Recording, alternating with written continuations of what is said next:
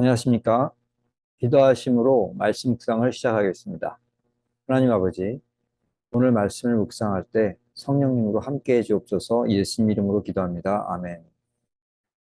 네, 오늘 본문인 역대상 20장, 21장 내용은 다음과 같습니다.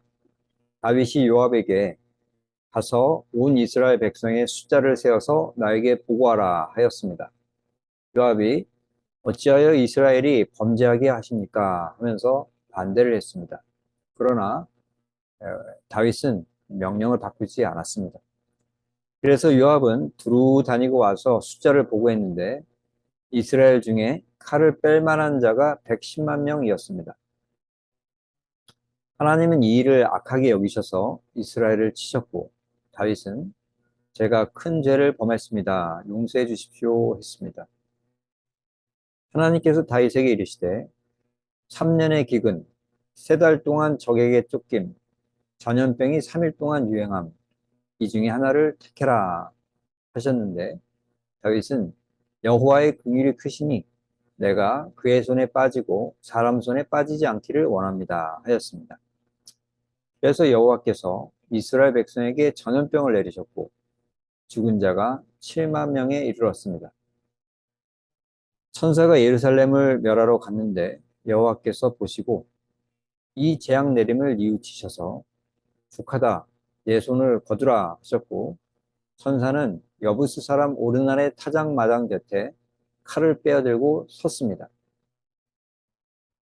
다윗이 천사를 보고 얼굴을 땅에 대고 엎드려 백성을 계수한 자는 제가 아닙니까? 하나님, 저의 집을 치시고 주의 백성에게 재앙을 내리지 마옵소서 하였습니다. 여호와의 천사가 말하기를 이곳에 제단을 쌓으라 하였고 다윗이 그곳에 제단을 쌓아 번제와 화목제를 드리자 여호와께서 하늘에서부터 불을 내려 응답하셨으며 천사는 칼을 칼집에 꽂았습니다. 본문에 대해 세 가지를 묵상하겠습니다. 첫 번째로 본문에서 무엇을 볼 수가 있습니까? 요압이 어찌하여 이스라엘이 범죄하게 하십니까? 하고 있습니다. 왜 그런 것입니까? 다윗이 군사들의 숫자에서 든든함을 찾고자 하였기 때문입니다. 다윗은 군사들의 숫자에서 든든함을 찾고자 했다. 예수님은 마태복음 6장 25절 26절에서 무엇을 먹을까 염려하지 말아라. 하나님께서 공중의 새도 기르시는데 너희는 이것들보다 귀하지 않냐 하면서 믿는 자의 생계를 하나님이 돌보신다고 약속을 하셨습니다. 하지만 부족한 우리들은 이런 말씀보다는 은행 계좌에 들어있는 돈의 숫자에서 더 든든함을 느끼곤 합니다.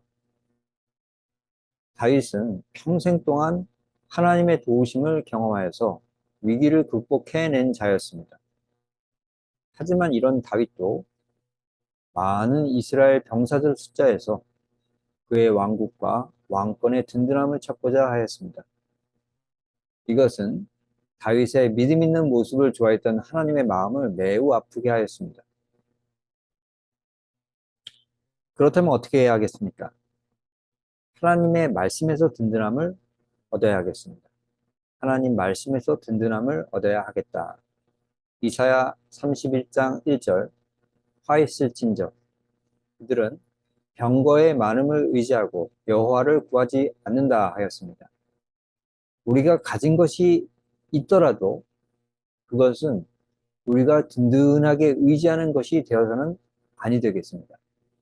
도리어 가진 것을 없는 것처럼 여기고 우리의 든든한 반석은 하나님 말씀입니다. 라는 태도를 보여서 하나님을 기쁘시게 해야 하겠습니다.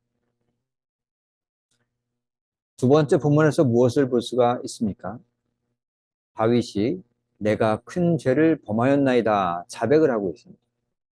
왜 이랬던 것입니까? 다윗은 하나님과의 관계 회복이 중요하다는 것을 알았기 때문입니다. 다윗은 하나님과의 관계 회복의 중요성을 알았다. 이 혈관이 막혀 뇌에 혈액이 공급되지 않으면 뇌가 손상이 되거나 사람이 죽게 됩니다. 그래서 약 3시간 내에 빠르게 치료가 돼야지 뇌 손상과 죽음을 피할 수가 있습니다.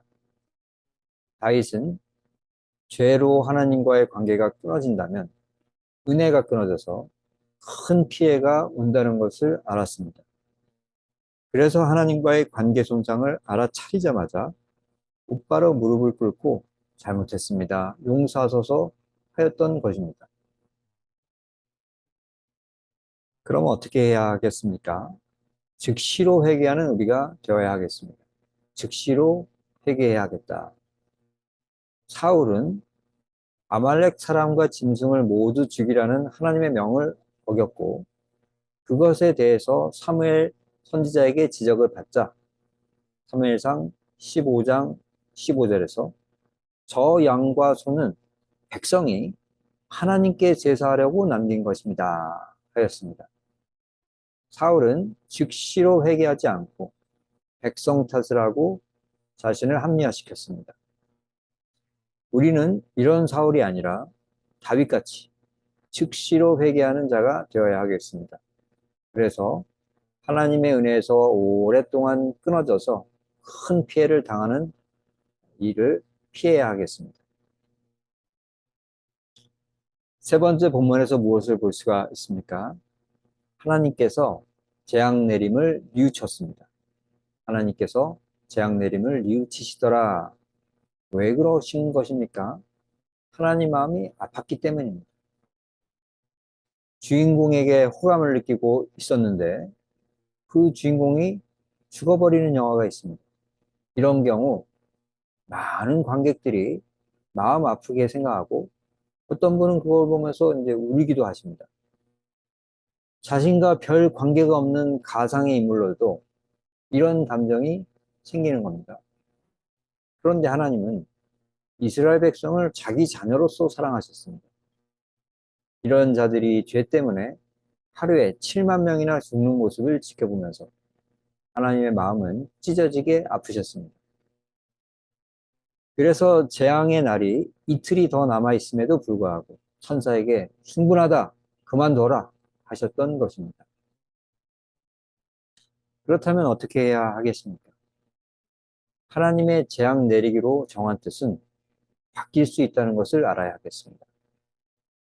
하나님께서 재앙 내리려고 한 뜻은 바뀔 수도 있다. 요엘서 2장 13에서 14절 너희는 옷을 찢지 말고 마음을 찢고 하나님께로 돌아오라. 그는 은혜로우시며 자비로우시며 노하기를 더디하시며 인애가 크시사 뜻을 돌이켜 재앙을 내리지 아니하시나니 주께서 혹시 마음과 뜻을 돌이키시고 그 뒤에 복을 내리사 너희 하나님 여호와께 소제와 전제를 드리게 할지 누가 알겠느냐 하였습니다. 주께서 우리 죄로 노하셔서 재앙을 내리기로 확정하셨더라도 불쌍히 여기셔서 마음 바꾸실 가능성은 늘 열려 있다는 것을 기억해야 하겠습니다. 말씀을 정리합니다. 첫째로 하나님의 말씀에서 든든함을 얻어야 하겠습니다. 둘째로 즉시로 회개하는 우리가 되어야 하겠습니다. 셋째로 하나님의 재앙 내리기로 정한 뜻은 바뀔 수 있다는 것을 알아야 하겠습니다. 오늘 말씀에 순종하는 우리 모두가 되기를 축원합니다. 기도하시겠습니다. 하나님 아버지, 말씀 묵상에 함께 해주셔서 감사합니다. 우리가 오늘 묵상한 말씀 순종할 수 있도록 성령님으로 도와주시옵소서. 예수님 이름으로 기도합니다. 아멘. 감사합니다.